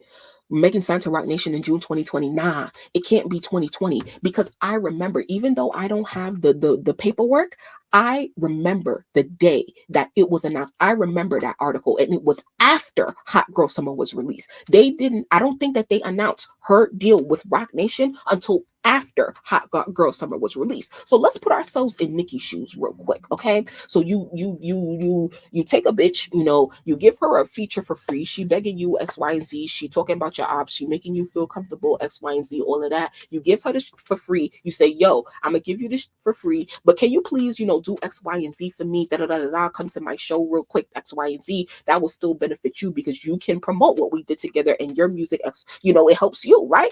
She gives her the opportunity. Megan doesn't show up. Why do you think Megan didn't show up? You think that was Roc Nation? Because by this time, they are her management. And we know how Roc Nation act, where they're not like, they're very hands-on. Megan is their number one priority. So basically what I'm trying to say is that when was it June 2020? All right. When basically, if my theory is right, because Daymore is saying that it was in June 2020, we gonna have to look into that. But let's go with my conspiracy theory, right? Let's say that Megan signed with Roc Nation in 2019, and let's say it was technically before or after Hot Girl Summer was released, right? Nicki might feel like Megan's decision to not support Nicki in whatever she asked her to do, she could potentially, I'm not saying that this is the truth, but because we see that Nicki's issues with Roc Nation and Meg and Jay-Z are all jumbled up, what is it that signifies that Nicki feels like Roc Nation, what's it called? They're influencing Meg, right? They influence Meg to go against Nicki, or to not support her, or to not fulfill her obligation to Nicki. Roc Nation coached Meg to get the Nicki feature, get the Nicki cosign, get the clout, and then abandon her.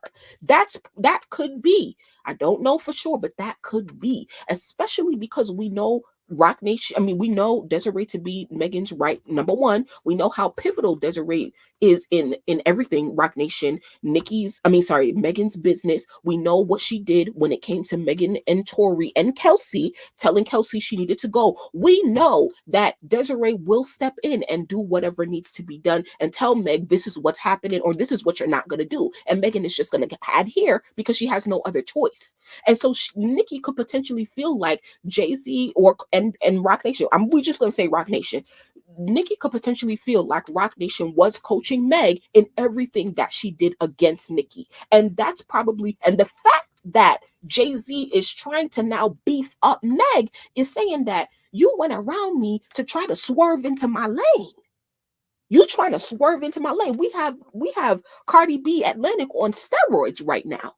And why is on steroids? Because the bitch could actually rap, even though her music not good. So people are gonna overlook it because they're gonna think, oh yeah, Megan is actually talented. Yeah, maybe she does deserve all these awards and all these Grammys and da da da da da. You know? Anyway,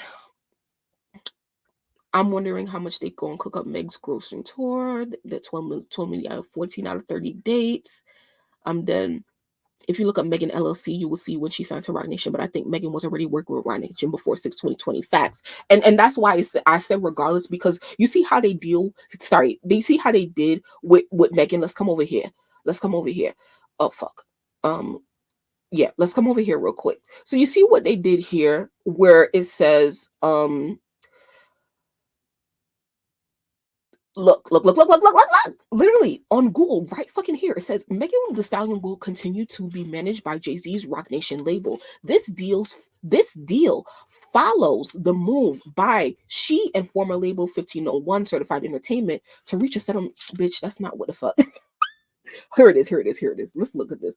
So it says Megan Thee Stallion signs distribution deal with Warner Music Group, will remain independent. So this was dated February 2024. February 2024. Look at the date. February 2024. Okay. This is from Megan's new era.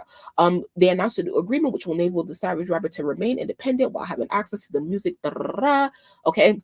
Megan has full ownership of her masters and publishing and will release all future recordings through Hot Girl Productions, her independent music and entertainment entity, while simultaneously working with WMG and its international affiliates. Additionally, Megan, who is managed by Roc Nation, has full creative control of her music releases, along with the option to bring artists that are signed to her imprint into the WMG ecosystem.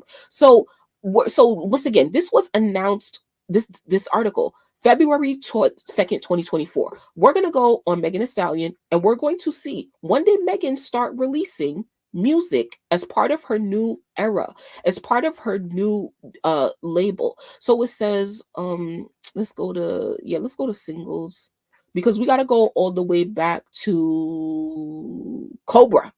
We have to go back to Cobra. Let's do a quality check. Yeah. So her last single that was treated like a single, feature with Future, right, got released. It says 1501 certified July 21, 2022. Okay.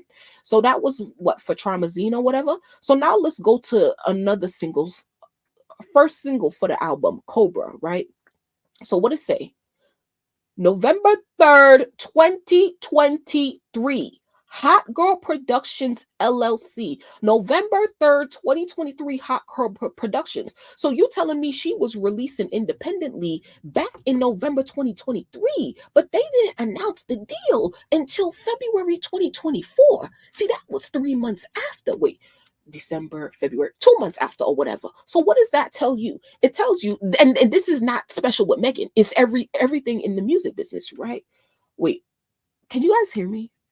It says your browser has lost connection to your screen share audio. Try sharing your screen again and restart if your browser continues to be a problem. I think y'all can hear me. So anyway, it says let me close this out. It says yeah, so basically that's how it works in the industry. You sign a deal. Thank you, God. You sign a deal, but you may not announce it until months later, because you're not gonna sign. If I sign paperwork today, that don't mean that I want to announce it, because I don't necessarily have nothing to show for it. So that's why you don't hear that. You don't hear that an artist signed until they drop in music. So basically, like literally what happened yesterday, it was all over Twitter yesterday. Let's look. Let's look TDE. Okay, so 14. Look, let's go to this girl Twitter right here. You're like, who the fuck is this? Well, here's this girl Alameda or whatever the fuck. And basically, I'm coming to show you here that she tweeted yesterday on September 20th. She says, I'd like to formally announce that I have officially joined the Top Dog family, TDE. So this artist basically got signed to Top Dog, which is Doechie's label, SZA's label. Kendrick Lamar used to be X, Y, and Z. Y'all get it. So they signed the new artist, right? So she announced, listen to what she said. She said, I'd like to formally announce. So what does that mean? That means she's been signed for months. People knew that she'd been signed. Of course, the industry knows that you're going to be signed before the public, but I'm only announcing it today. But why is she announcing it today though? Or yesterday? She announced it yesterday. Why? Because she released the EP, right? She released music. So normally you wait to release something in order to make a formal announcement because it's a part of your rollout. So coming back to Meg, why does this, it's not like the craziest thing in the world, but why I say it's crazy is for the fact that Cobra was released all the way in November 2023 and y'all didn't announce the deal until 2 months later. Not so you making people think she just signed a deal when she's been in the deal for like 6 months now, right? So that's false. I don't want to say false advertisement, but I'm just saying, just because they don't tell you, that don't mean these bitches is not signed. Okay. All right. I'm going to pause because I'm doing a lot. So, I think I forgot my point. She don't own her name. Meg the new Little Kim gonna be broken in her 40s and 50s. I was just typing this up to say she was signed under the so-called independent deal back in October 2023. Look at the song she dropped in October 2023. Can't remember what song it was. She probably didn't really drop anything in 2020 in October because Cobra came in November, right? And remember, wasn't Cobra a big deal because I mean, it was the first single to the album that she got out right now, but some shit popped off with Party, and then he released a diss track towards her. Like, it was a lot going on at the time. But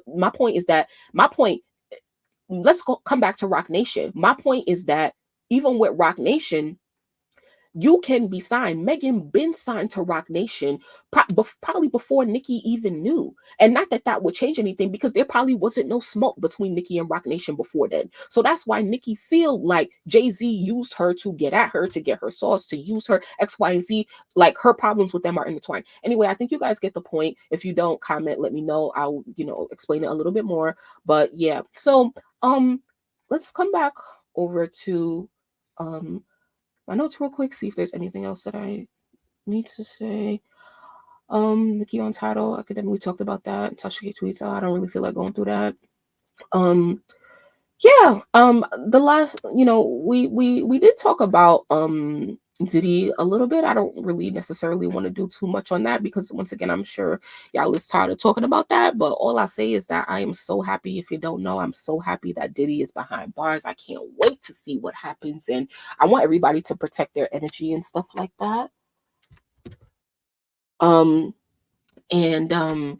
Yeah, like, protect your energy because a lot of this information coming out is what's it called, like, heavy, right? It's heavy, it's triggering and all of that stuff. So shout out to all of the survivors out there. Anything that you've been through, I hope that they keep this nigga alive. Okay, I need Diddy alive because I need him to see the consequences of his actions for real. And this is a RICO indictment, so there's definitely more indictments coming, more people to be indicted, and a more beefed up indictment with more details, and that's what I can't wait for. So we'll definitely be keeping up with that on the channel and stuff like that. And so yeah, man, make sure you guys subscribe and like that. Like, I really appreciate everybody for coming through and talking and stuff. And once again, it's a lot to digest and to think about. I mean, so much, right? Like with like this Roc Nation stuff, like it's really a lot because like it's like been years of stuff, right? And that's what we're about to find out. And as things become more and more apparent, right? Because now we're drawing back all the way to 2019, Megan Thee Stallion, and we're looking at things in a different way. So with more information that comes out, if it, triggers something, we'll definitely talk about it because we need to understand everything and all the tea, And Nicki said that Meg was working with Roc Nation before she jumped on her live, begging for a feature. It was doing one of her riddles, doing Bigfoot and his week. I'm so glad that you said that, because that really confirms like my whole theory. You know, like Meg was working with Roc Nation before she jumped on begging Nicki for a feature. That's crazy, because I spoke with Derek Milano. Some of y'all should know, and I feel like he said that he was in the studio working with Meg on Hot Girl Summer, and you know, I think he suggested Nicki, or I forgot how it happened for real. But Derek Milano played an instrumental role in how Hot Girl Summer happened with Nicki and stuff like that. But I don't doubt that Roc Nation was still a part of that in some way, somehow. And, you know, like being like, yeah, we need this, play it this way, do X, Y, Z, don't do this, don't, you know? Yeah. So anyway, so yeah, I want to say thank you guys so much for being with me, watching till the end. Please make sure that you guys like the video.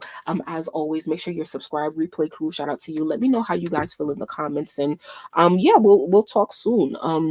It's the entire live. Yes, I run it back. Yes. Please run it back. Please do run it back and let me know how you guys feel. And if you know, we covered a lot, you know, a lot of intimate details into this war between Roc Nation and Young Money.